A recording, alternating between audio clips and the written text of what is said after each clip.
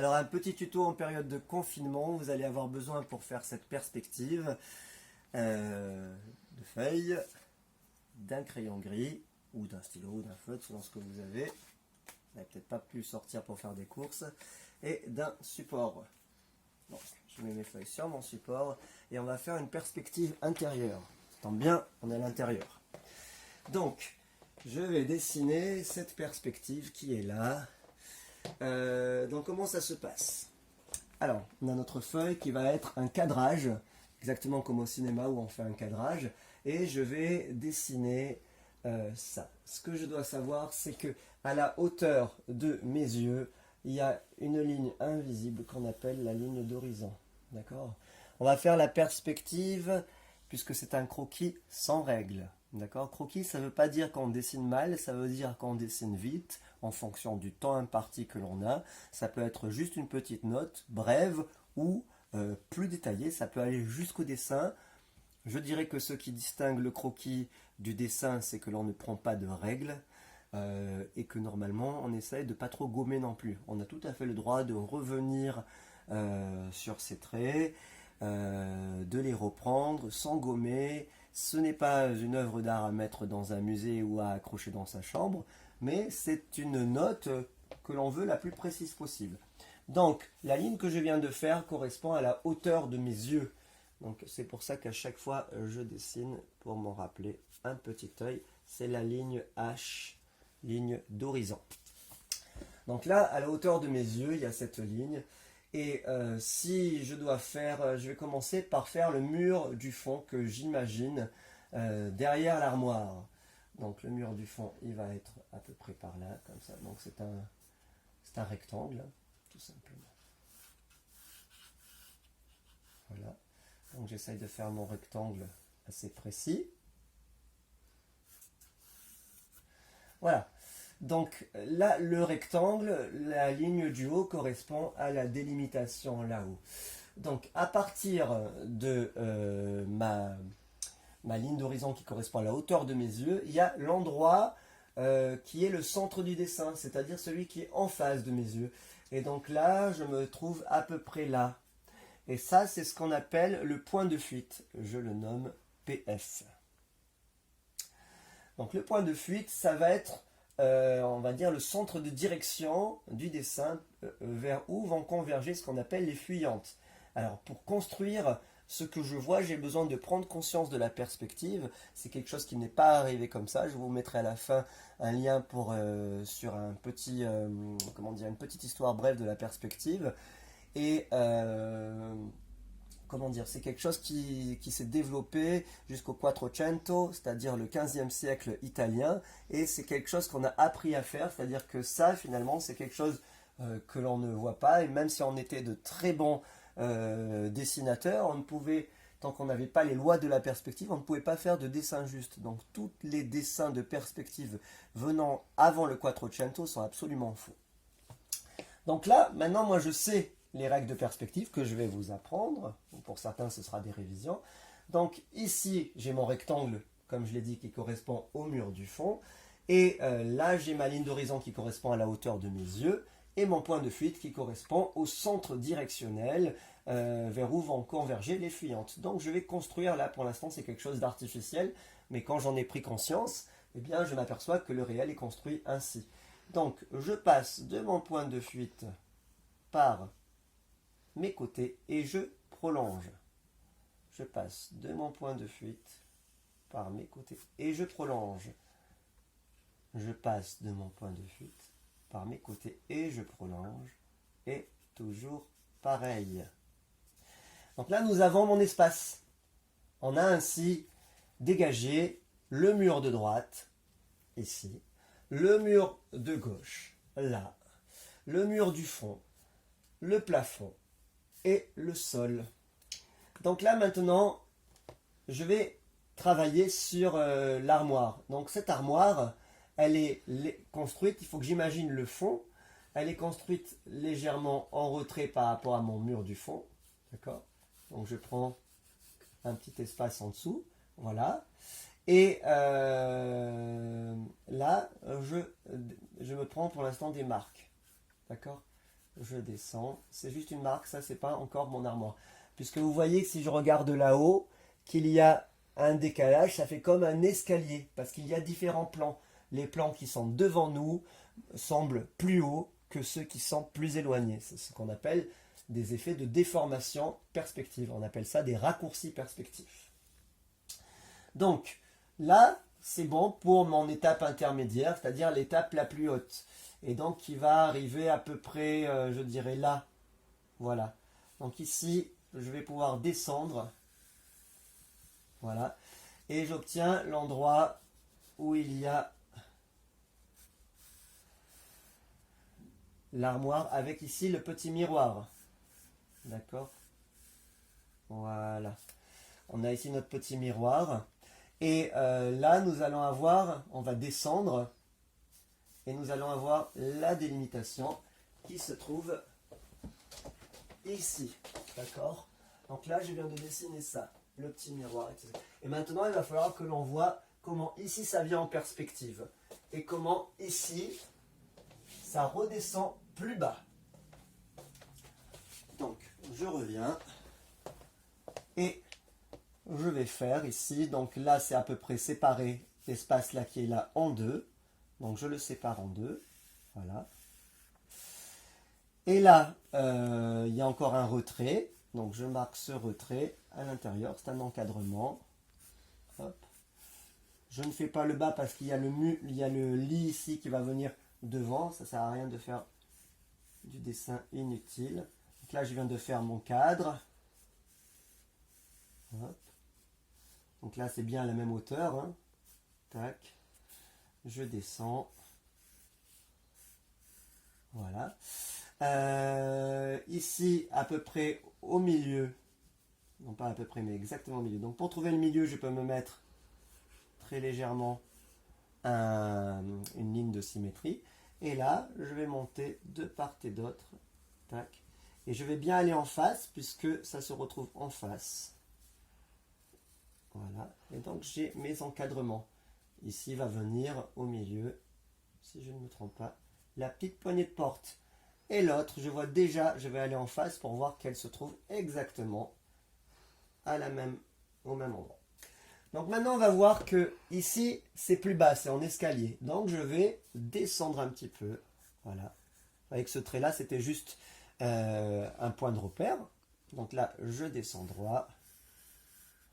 Et à nouveau, je peux aller suivre ma ligne du milieu, puisque c'est aligné. Hop. Alors c'est peut-être on va la descendre un tout petit peu, puisque avec l'effet de perspective, non, elle est exactement au milieu, puisqu'en fait, ça rayonne. Donc c'est bon. Hop, là on va en face. Et là, on ne va pas oublier de... Je fais une petite erreur. Peu importe. Vous avez vu, peu importe, c'est la perspective. Tac. Là, on pourrait gommer, mais je ne le fais pas. Je descends. Hop.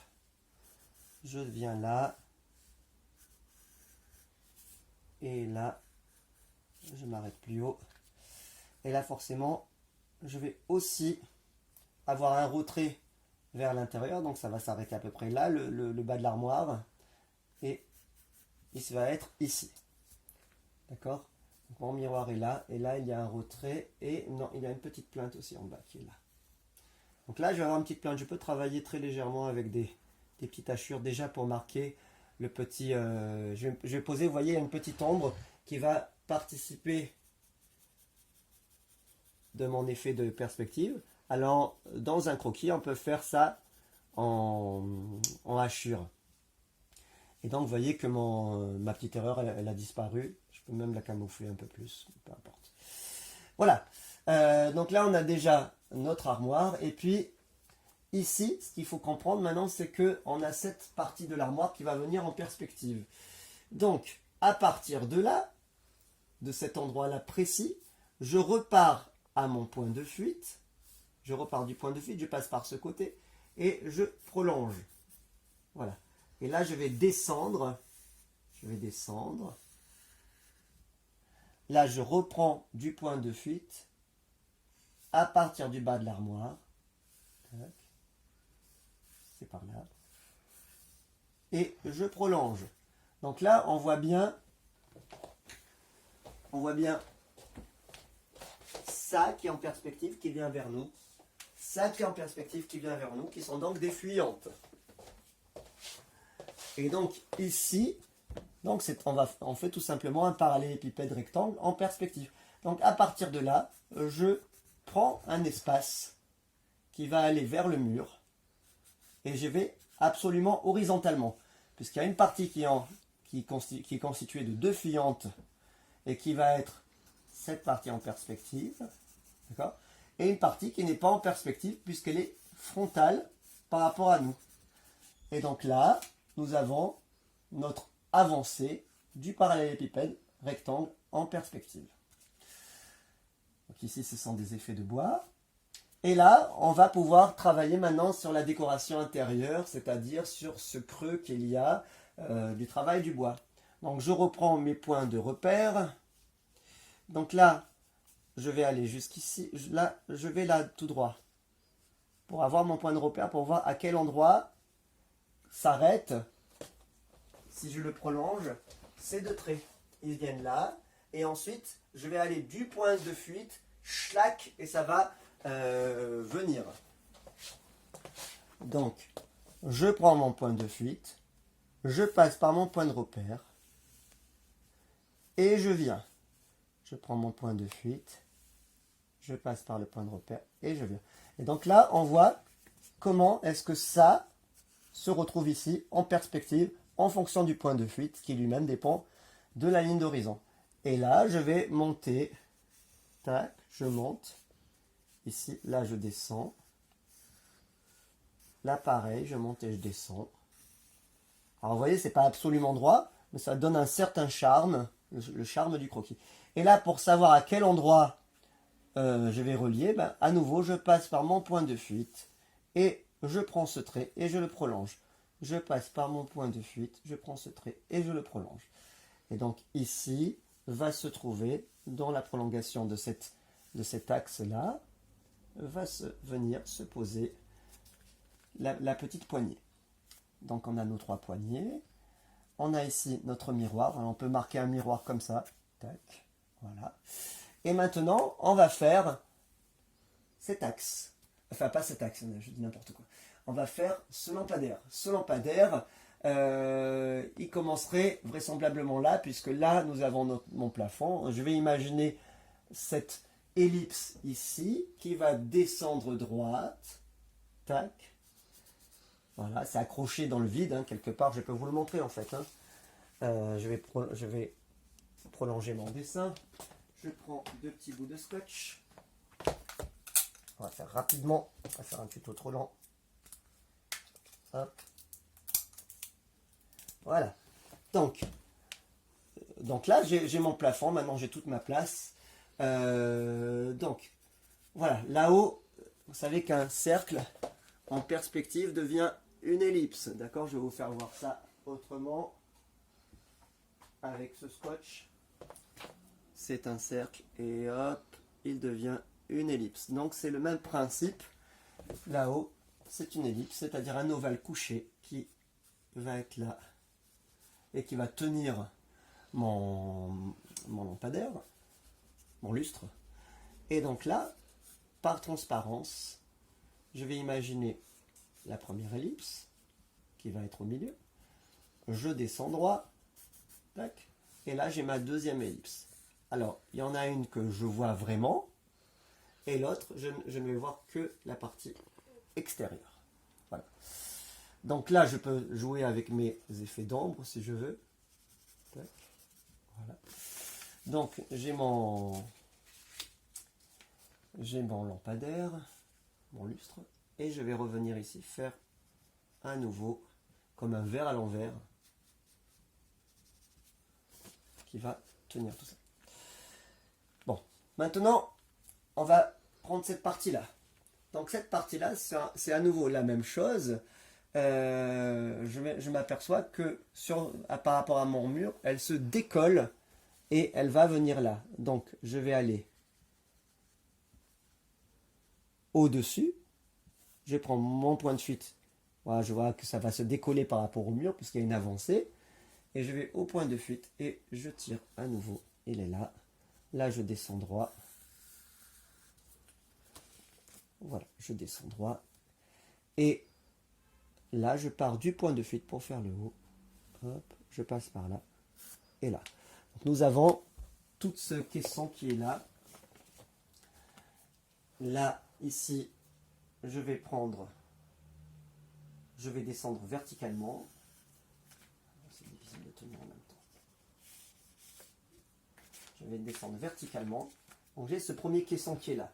Lui-même, il est divisé en deux. Alors pour trouver le milieu, c'est simple. Je vais croiser des diagonales. Et que je croise des diagonales. Et donc là, j'ai un point qui est le milieu. Mon milieu est donc là. Le croisement des diagonales m'a indiqué le milieu. Donc là, j'ai, hop, cette partie. Je vais la reprendre un peu plus belle. C'est quand même un peu précis. Hop, voilà. Tac. Et je vais ici donc reprendre un petit décalé, hop, qui va aller au point de fuite. Je descends.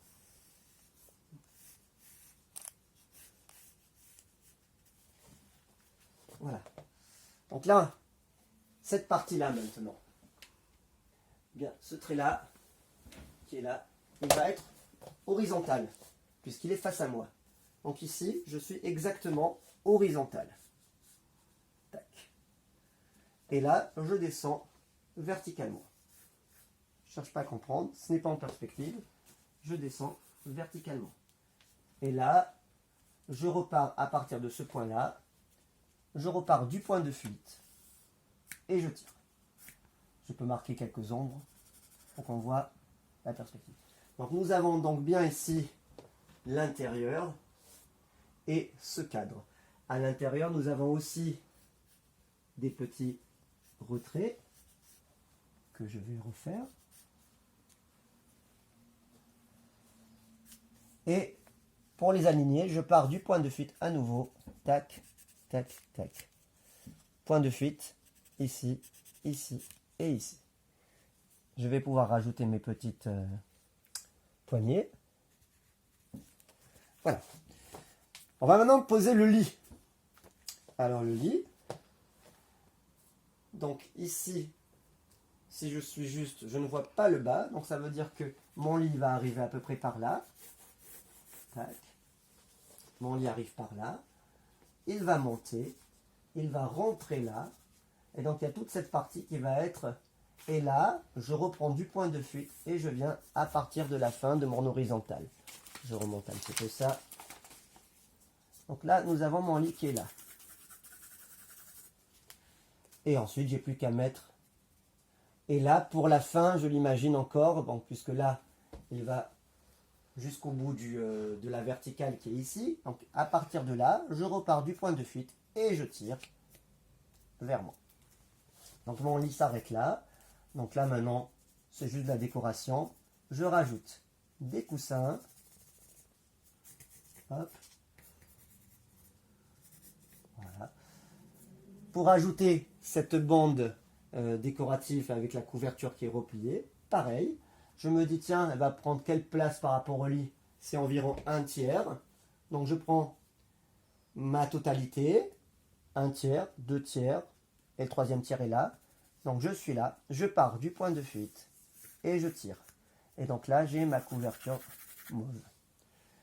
Voilà, je pense que mon dessin est terminé. Maintenant, je peux faire rapidement quelques précisions. Je peux rajouter la guitare qui est ici. Hop. Voilà. Tac. Donc maintenant, c'est de la déco, du plaisir. Une chaise qui va être ici en perspective aussi. Hop. Avec des vêtements dessus. Qui va venir là. Etc. Voilà, le dessin est fait. Donc c'est un croquis. Les choses sont à peu près juste en place. Ce qui est important de noter, c'est donc premièrement la ligne d'horizon, deuxièmement le point de fuite, et de comprendre ce qui a été inventé par le Quattrocento, c'est-à-dire toute cette science du dessin, et que l'on peut vérifier en prenant une photo. Voilà, pour vous amuser aussi, vous pouvez prendre une photo et comparer votre dessin avec une photographie de votre point de vue, et c'est ce qui va être vraiment le juge pour voir le travail de votre dessin. Voilà, je vous dis à très bientôt. Merci d'avoir suivi ce tuto en période de confinement. J'espère que tout va bien pour vous et pour vos proches. Et pour ceux qui seraient malades, je vous dis bon courage et j'espère que ça va aller. À très bientôt.